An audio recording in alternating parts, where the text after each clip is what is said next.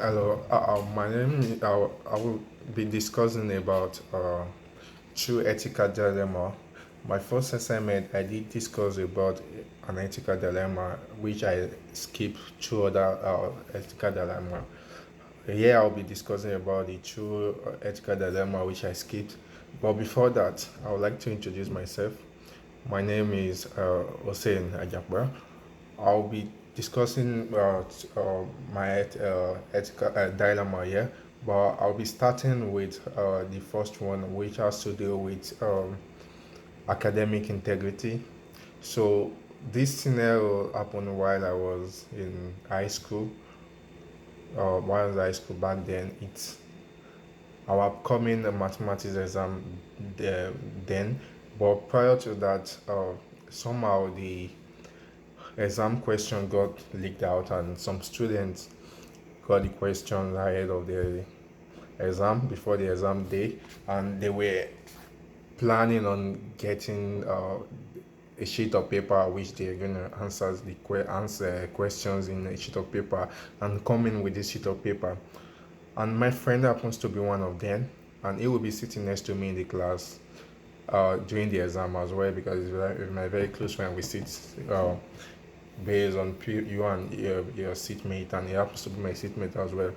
So I'm in between the conflicts of either I compromise my academic integrity because I did not associate with exam malpractice in any form of way due to my position back then in school. I happens to be one of the uh, uh, top student, and I happens to be the laboratory prefect as well back then.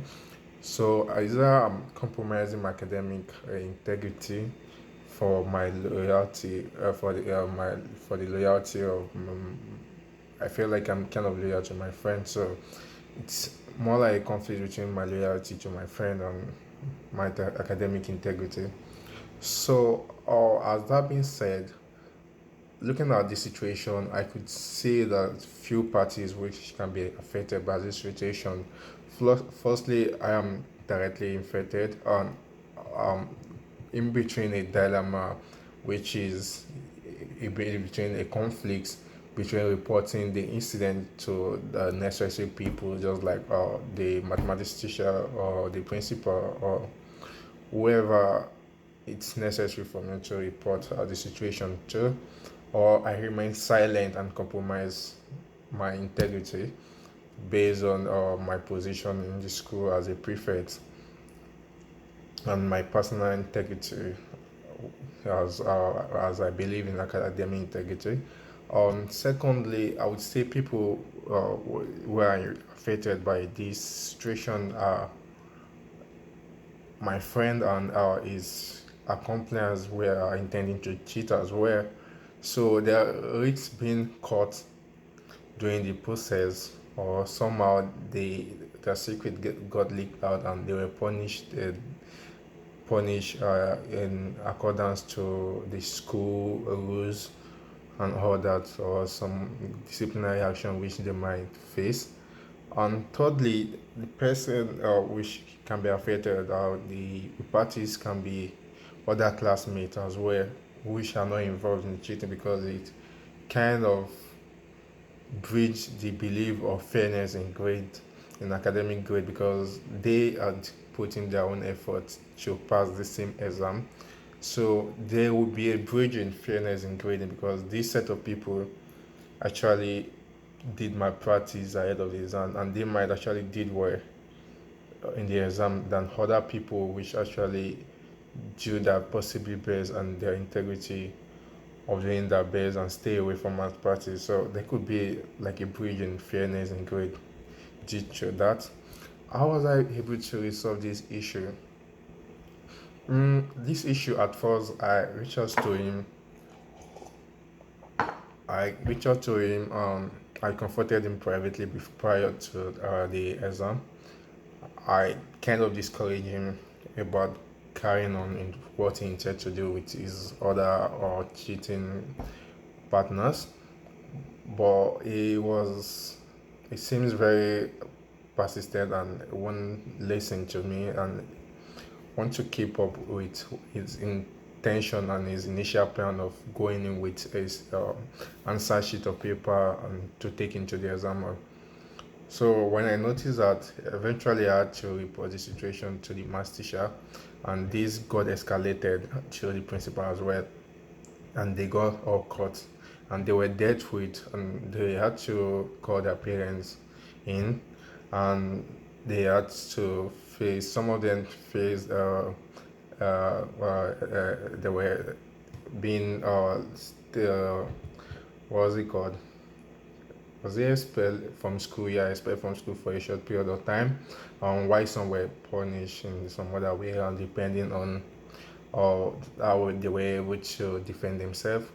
So, thinking back, am I satisfied with how I resolved this issue? I would say most part of it I'm very satisfied, because initially I reached out to him and I tried to let him understand the consequence of what he was doing and how he could be affected. And I actually reached out to some of his partner which are intending doing the same thing, but they didn't listen, and I actually reported. So I believe that I did what was ethical, and I tried my possibly best not to make the situation go the other way around. So and I'd always believe in academic integrity because of my position. And another thing is he will be sitting next to me in the exam hall, and I don't want to associate myself with someone who will be sitting next to me, because that might actually implicate me as well. So due to my position, and I do not want that to I do not want to be associated with stuff like that or implicated in this kind of situation. So I actually reported the issue. I would compare my action or decision to the second steps in making ethical decision in one of the 8 steps as described in the textbook. So which talks about looking thoroughly about an ethical issue before jumping to conclusion, which I did. What psychological factors affect my decision making? I would say fear of being implicated, because I'll be sitting next to him in the exam, and this could be led to me being suspected, thinking I'm one of them. Look, especially with my integrity within the school as a prefect and as one of the top students in school back then.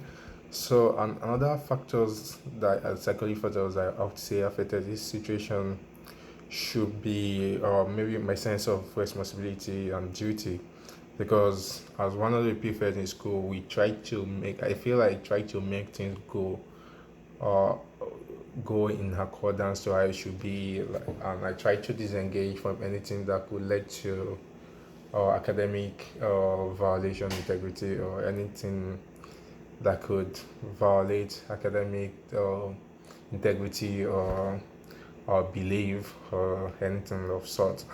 So I did this. I had to report the situation because I believe in academic integrity due to my responsibility and duty as a prefect. So I'll be referencing my situation, my way of resolving the issue, and my psychological factors that affected this, and how the whole situation played out. I'll be referencing to some text in our textbook which I use which I check up on, and I see that it could align with some text, my decision and everything which I did, how it played out could align with some chapters and pages in some textbook. So I'll be referencing this to the textbook business ethnics, and by was it K. Linda. So I'll be referencing this situation to chapter 1, page 17 to 19. They discuss or recognize an ethical issue and making decision based on that aligns with ethical principles. So that was exactly what I did. And another reference I'll be making to this discussion or dilemma will be I'll be referencing chapter 2, page 114 to 117. That talks about tension or conflicts that could be between personal loyalty and ethical principles, or such as like fairness or integrity or your loyalty with your friend. So it's like a conflict between two things. So that for that being said, I would like to, as that being said and have referenced that, I would like to go into my second reference dilemma. My second dilemma is about a workplace conflict of interest. I used to work in a company for some back years back then. I used to work in a marketing firm. I was working among a marketing firm that is handling a campaign of a client, and this client happens to be a competitor to my family business. They are in the same line of business, so there is a conflict of, or either risking my professional integrity and or my family business or my family loyalty or sense of belonging. So I would say the parties that are involved in this situation are firstly my employee and colleague, because they know there's a situation like this and I could be very impartial in doing the project or doing the campaign. I could not concentrate well, or perhaps I was concentrating or not putting enough effort so as to jeopardize or the client campaign so as to favor my family business.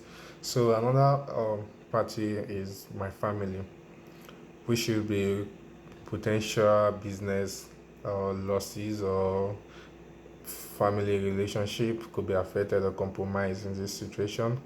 And thirdly, I would say a client who is expecting a more strategical marketing campaign or an advantage campaign which should benefit his business and aiding to promote his business out there, reaching to people and make it in the essence of making profit and all that. So how was I able to resolve this? I disclosed the issue with my supervisor. So at the time, I disclosed this issue earlier to him, so he was able to understand my point of view, and he kind of spoke to other team lead supervisor, and asked them if I could join them in the team, or instead of me working the same client, instead of me working with my client who is an opposition to my family business. So I was able to exclude myself from this scenario by working with another team on another project. So that was how I was able to exclude myself for this scenario, and I was very happy about that. Thinking back, am I satisfied? Yes, I'm very satisfied with this because uh, um because I was able to disengage myself for this scenario, and it makes me no one hurt because I didn't hurt anyone. I didn't compromise my job or integrity or fairness or sincerity, and I did not compromise my family loyalty or allow them to see me as a betrayer or someone as a villain in the family. So I was happy about the situation I made back then. I would reference this situation to, I would say I would compare this action to the seventh step in one of the eight steps in ethical decision, which talks about looking at the decision critically, thoroughly, and before you put yourself in a tight corner of making the decision. So I approached this earlier. Look at weighing my option, where I could weigh about, and I was very happy I could weigh my option, and meeting with my supervisor and transparent with the whole situation we were waiting, and we were able to go about the whole scenario. So instead of putting myself in a tight corner waiting for a 9 minute for me trying to go ahead with the same situation, with me involving myself in the same campaign, which I may not be putting my 100, my very best in the campaign, and as where I'll be seen as or disloyal, or I'll be kind of disengaged from my family loyalty. So what kind of factors affected my decision? Psychological factors. Firstly is loyalty, trying to balance loyalty between my family and my employer. So that's it. On secondly, I would say fear of repercussion, more of losing my job as well. So that being said, um, this and I was very happy about the way I was able to resolve this situation. So I will be referencing this situation to or decision of my action to chapter 2, page 416 to 428, which discuss about our transparency and and managing of how to manage conflicts of interest, and how transparency can actually go a long way in making ethical dilemma in a more easier, and making it more easier, and making a complex situation to be in a very much easier way in resolving and all that. So that are the two dilemma which to discuss here today, and I hope I've been able to discuss every content which is expected of me to discuss in this dilemma, starting from the situation of the dilemma, my how I was able to resolve these, and my conclusion, and how happy I was about my decision or not. So that has been said. So I hope I'm able to deliver this in the very possible best way. Thank you for listening to my dilemma. So this is where I'll be ending my discussion on this dilemma. Thank you very much.